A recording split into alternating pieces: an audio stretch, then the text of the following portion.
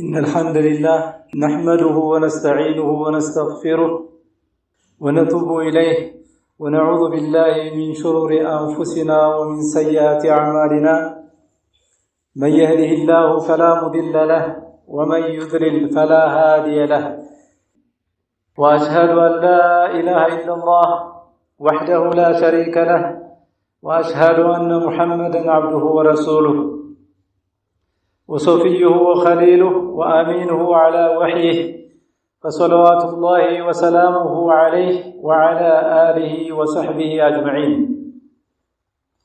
أما بعد فيا أيها المؤمنون اتقوا الله تعالى فإن من اتقى الله وقاه وأرشده إلى خير أمور دينه ودنياه. وتقوى الله جل وعلا عمل بطاعة الله وترك لمعصية الله. أيها المؤمنون إن من أعظم ما ينبغي على كل مسلم أن يعني به عناية عظيمة أن يكون عمله وتعبده مشكورا عند الله مرضيا عنده جل في علاه. والعمل لا يكون مشكورا عند الله مرضيا عنده جل في علاه إلا إذا قام على ركائز عظيمة وأسس متينة. لا يكون العمل مشكورا مرضيا إلا بها، وهي 3 ركائز جمعها الله سبحانه وتعالى في آية واحدة من سورة الإسراء، وهي قول الله جل وعلا: ومن أراد الآخرة وسعى لها سعيها وهو مؤمن فأولئك كان سعيهم مشكورا. تأمل أيها المؤمن وجاهد نفسك على تحقيقها في كل أعمالك وجميع طاعاتك.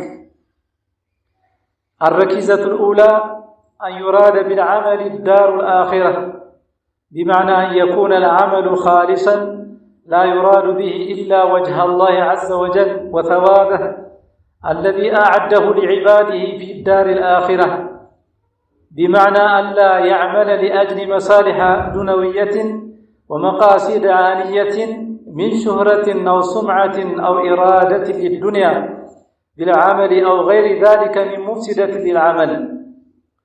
وهذا أمر يحتاج إلى مجاهدة تامة. ولهذا قال الأوزاعي رحمه الله: ما عالجت شيئا أشد علي من نيتي. فالنية تحتاج من العبد إلى معالجة دائمة مستمرة ليصفو العمل وليكون خالصا لا يبتغى به إلا الله والدار الآخرة التي هي دار الثواب. الركيزة الثانية أيها المؤمنون في قوله جل وعلا: وسعى لها سعيها، وليس كل سعي يصلح ولا كل عمل ينفع، وإنما النافع من العمل والمفيد من السعي هو سعي الآخرة، أي الذي رضيه الله لعباده ودعاهم إلى فعله بواسطة رسله الكرام. ولهذا العمل يتوقف في قبوله على صحة اتباع العامل فيه للرسول عليه الصلاة والسلام. ولهذا صح في الحديث عن نبينا صلى الله عليه وسلم أنه قال: من عمل عملا ليس عليه أمرنا فهو رد، أي مردود على صاحبه غير مقبول منه. وكان عليه الصلاة والسلام إذا خطب الناس يوم الجمعة قال صلوات الله وسلامه عليه: إن خير الحديث كتاب الله، وخير الهادي هدي محمد صلى الله عليه وسلم، وشر الأمور محدثاتها، وكل محدثة بدعة، وكل بدعة ضلالة.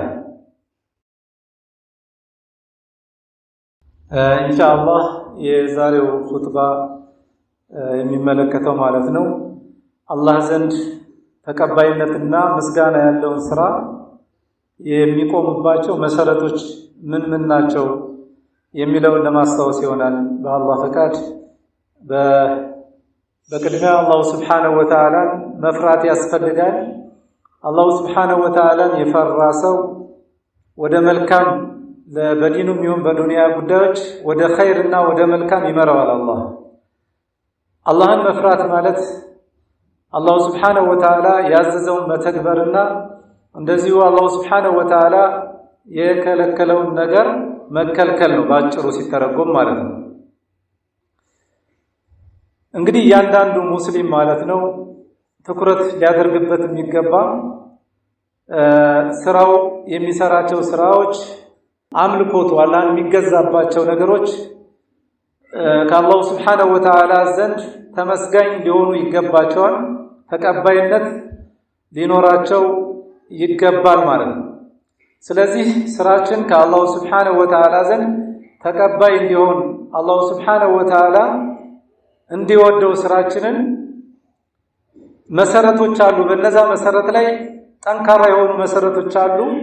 በነዛ መሰረቶች ላይ መገንባትና መቆም አለበት የምንሰራቸው ስራዎች ማለት ነው። እነዚህ መሰረቶችን አላሁ ስብሓነሁ ወተዓላ ሱረቱል ኢስራእ ላይ 3 መሰረቶችን ተናግሯል። ማንኛውም ስራ በእነዚህ መሰረቶች ላይ ካልቆመ ስራው ተቀባይነት እንደማይኖረው ከአላህም ዘንድ ተመስጋኝነት ሊኖረው እንደማይችል ማለት ነው። አላሁ ዐዘ ወጀል የቁል ወመን አራደ አልአኺረህ ወሰዓ ለሃ ሰዕየሃ ወሁወ ሙእሚኑን ፈኡላኢከ ካነ ሰዕዩሁ መሽኩራ ይላል አላህ። የመጨረሻውን አገር የፈለገ ወመን አራደ አልአኺረህ ይሄ ኢኽላስን የያዘ ነው። ፍጹም አምልኮታችን ለአላሁ ስብሓነሁ ወተዓላ ብለን መስራት ማምለክ አላሁ ስብሓነሁ ወተዓላን ለዩልይ ለይስሙሊ ሳይሆን ማለት ነው። ወሰዓ ለሃ ሰዕየሃ ይላል። ይሄ ደግሞ አላህን በምንታዘዝበት ጊዜ ተገቢ ስራዋን የሰራም ሰው ይላል። ተገቢ የሆነ ስራችን በምንድን ነው የሚለካው ከተባለ ነብዩ ሰለላሁ ዐለይሂ ወሰለም በመከተል የምንሰራው ስራ ነው። ባጭሩ ኢትባዕ የሚባለው ወይም መከተል ማለት ነው። ሌላው መስፈርት ያደረገው አላሁ ስብሓነሁ ወተዓላ ወሁወ ሙእሚኑን እሱ አማኝ ሆኖ ማለት ነው። አማኝ መሆን አለበት። እምነት ያለው በአላህ ስብሓነሁ ወተዓላ ያመነ መሆን አለበት። ፈኡላኢከ ካነ ሰዕዩሁም መሽኩራ ይላል አላህ። እነዚህ ሰዎች ስራቸው የተመሰገነ ይሆናል፣ ከአላህ ዘንድ ስራቸው ምስጉን ይሆናል። እነዚህ መስፈርቶች ከተሟሉ ማለት ነው። ስለዚህ ነፍሳችንን ማለት ነው እነዚህን 3 ነገሮች ለማረጋገጥ ሁሌም ጥረት ልናደርግ ይገባል ማለት ነው። የመጀመሪያው እንግዲህ በዚህ ቁርአን ውስጥ የተጠቀሰው ስራችን ያው አንዩራደ ቢልዓመሊ አዳሩል አኺራ በምንሰራው ስራ አኺራን ሽተን መሆን አለበት። የአላህን ፊት ፈልገን መሆን አለበት። ቢማዕና አን የኩነ አልዓመሉ ኻሊሰን ላ ዩራዱ ቢሂ ኢላ ወጅህ አላህ የምንሰራው ስራ ለአላህ ብለን እንሰራ ሌላ ነገር ላንፈልግበት ማለት ነው። ምንዳችንን አጅራችንን ከአላህ ዘንድ ልንፈልግ ይህንን ንያ አድርገን መስራት መቻል አለብን ማለት ነው። ቢማዕና አላ ያዕመለ ሊአጅሊ መሳሊሐ ዱነውያ ለዱንያ ጥቅም መሆን የለበትም። ዒባዳችን ለዱንያ ጥቅም እንደዚሁም ደግሞ ለታዋቂነት ለይስሙልኝ ለዩልኝ መሆን የለበትም። የአኼራን ስራ ለነዚህ ተወጋጅ ለሆኑ ጥቅሞች መሆን የለበትም ዓላማችን ማለት ነው። እነዚህ ሁሉ ስራችንን የሚያበላሹ ስለሆኑ ማለት ነው። በአጠቃላይ የምንሰራቸውን ዒባዳዎች ለዱንያ ጥቅም ብቻ ካደረግን ይሄ ስራችንን የሚያበላሽ ነው። በአኼራ ዋጋችንን የሚያሳጣ መሆኑን ልናውቅ ይገባል። ኢኽላስ ያስፈልጋል። በምንሰራቸው ስራዎች ለአላሁ ስብሓነሁ ወተዓላ ብለን መስራት መቻል አለብን ማለት ነው። ማንኛውንም ስራ ማለት ነው። ሶላትም ይሁን ሐጅ፣ ጾምም ይሁን ዘካ፣ ሁሉም የዒባዳ ዘርፎች ለአላህ ብለን መስራት አለብን። ኢኽላስ መሰረታዊ የሆነ ጉዳይ ነው። ወሊሃዛ ቃለ አልአውዛዒ ረሒመሁላህ ኢማሙ አልአውዛዒ ምን ይላሉ? ማ ዓለጅቱ ሸይአን አሸደ ዓለየ ሚን ንየቲ ለማስተካከል ነገሮችን ማለት ነው ጥረት ከማደርግባቸው ነገሮች ሁሉ ብርቱ ኢኽላስ የሚባለው ነው። ኢኽላስ ስራዬን ለአላህ ማድረግ በጣም ከባድ የሚከብደኝ ይላል። ለምን ስራ ሲሰራ አንድ ሰው የሰው እይታ ይሻል። ሆን ብሎም ሊሆን ይችላል፣ ላይሆንም ይችላል። ስለዚህ ከባዱ ፈንየቱ ተሕታጁ ሚነል ዐብድ ኢላ ሙዓለጀትን ዳኢማ ሙስተሚራ ሁልጊዜ የምንሰራቸውን ስራዎች ለአላሁ ስብሓነሁ ወተዓላ ነው የምንሰራው የሚለውን ሁልጊዜ መፍትሄ ያስፈልገዋል ትግል ያስፈልገዋል ከነፍስያችን ጋር ማለት ስራችን የጠራ እንዲሆን ከአላህ ዘንድ ተቀባይነት እንዲኖረው ማለት ነው ሁለተኛው እንግዲህ በዚህ በሱረቱል ኢስራ አንቀጽ ውስጥ ከተጠቀሰው ነገር ወሰዓለሃ ሰዕየሃ ይላል ይሄም ማንኛውም የምንሰራቸው ስራዎች የሚመሰረትበት ዋናው ግንብ ነው ወሰዓለሃ ሰዕየሃ وليس كل سعي يصلح ولا كل عمل ينفع ማንኛውም ስራ ጥቅም ያስገኛል ማለት አይደለም ለባሪያው ጥቅም ያስገኝለታል ማለት አይደለም ጠቃሚ ስራ የሚባለው هو سعي الاخره የአኺራን ስራ መስራት አይ الذي رضيه الله لعباده ለባሮች አላህ የሚወደውን ስራ መስራት ይህን ስራ ደግሞ አላህ Subhanahu Wa Ta'ala በላካቸው መልእክተኞች አማካኝነት ተገልጿል የምንሰራቸው ስራዎች ኢባዳችን በምን አይነት ሁኔታ መፈጸም እንዳለብን ሩሱሎች ለህዝቦቻቸው አስተምረዋል ለኛም ነብዩ ሰለላሁ ዐለይሂ ወሰለም አስተምረውናል ማለት ነው ስለዚህ ስራችን የምንሰራው ስራ ነብዩ መሐመድ ዐለይሂ ሰላቱ ወሰለም ባስተማሩን አስተምረው መሰረት መሰራት መቻል አለበት ولهذا صح في الحديث عن نبينا صلى الله عليه وسلم أنه قال من عمل عملا ليس عليه أمرنا فهو رد لنا ማንኛውንም ስራ እኛ ያዘዝነው የሌለበት ማለት ነው እኛ ባዘዝነው መሰረት ያልተሰራ ማንኛውም ስራ فهو رد ስራው ተመላሽ ነው ይላል እና ምንሰራቸው ስራዎች ኢባዳችን ነብዩ ሰለላሁ ዐለይሂ ወሰለም ካዘዙት ጋር ገጥሞ መገኘት መቻል አለበት ወደ አላህ ያቃርበናል ብለን የአላህ መልእክተኛ ባላዘዙት አይነት ሁኔታ የምንሰራ ከሆነ ስራችን ተወጋጅ ነው የሚሆነው ማለት ነው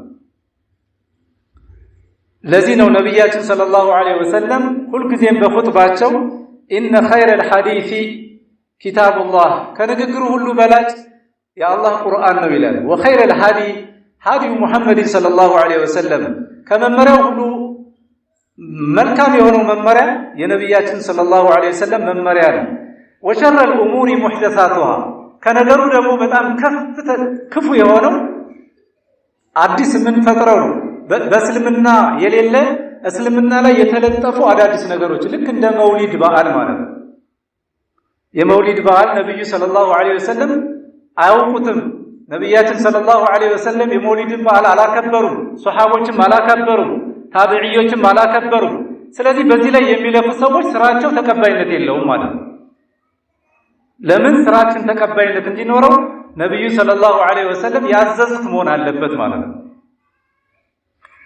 ሶስተኛው لقبول العمل وشكره ከአላህ Subhanahu Wa Ta'ala ዘንድ ስራችን ተቀባይነት እንዲኖረው ከተፈለገ أن يكون قائما على الإيمان በእምነት ላይ የቆመ መሆን አለበት وهو مؤمن ይሄ መስፈርት ነው ሙእሚኑ ቢላህ በአላህ ያመነ وبكل ما أمره سبحانه وتعالى بالإيمان به አላህ እንድናምንበት ባዘዛቸው ነገሮች ሁሉ አምኖ መገኘት መቻል አለበት አለበለዚያ አላህ ምን ይላል ومن يكفر بالإيمان በእምነት የሚክድ ሰው فقد حبط عمله ስራው በርግጥ ተሰረዘ ይላል وهو في الآخرة من الخاسرين እርሱም በአኺራ ወይም በወዲያኛው ዓለም ከከሳሪዎች ነው ይላል አላህ ኢማን አስፈላጊ ነው من عمل صالحا من ذكر وأنثى በሌላ የቁርአን አንቀጽ ከወንድም ይሁን ከሴት መልካም ስራ የሰራ ሰው وهو مؤمن መስፈርት ነው وهو مؤمن አማኝ ሆኖ እምነት መሰረታዊ ነገር ነው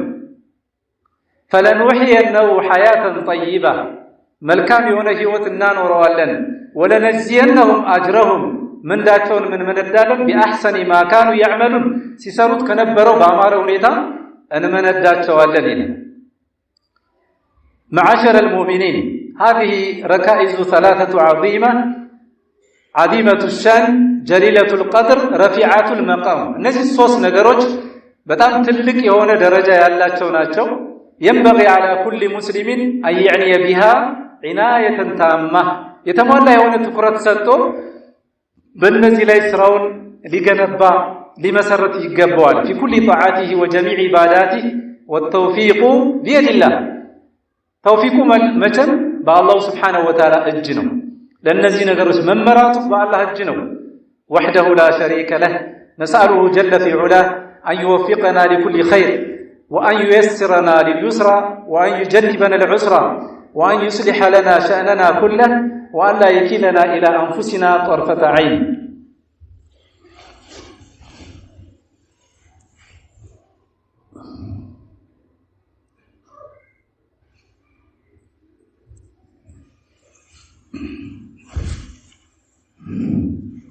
الحمد لله كثيرا وأشهد أن لا إله إلا الله وحده لا شريك له وأشهد أن محمدا عبده ورسوله اللهم صل وسلم وبارك عليه وعلى آله وأصحابه أجمعين. أما بعد فيا أيها المؤمنون اتقوا الله تعالى عباد الله. يقول الله عز وجل ليبلوكم أيكم أحسن عملا. موتنا هيوتن يفتربت الله سبحانه وتعالى ليبلوكم أيكم أحسن عملا. بزي بالدنيا ما نياتو ملكام سرا مسراتاتو لما موكرنا لما فتنوا إلى ولم يقل أكثر عملا.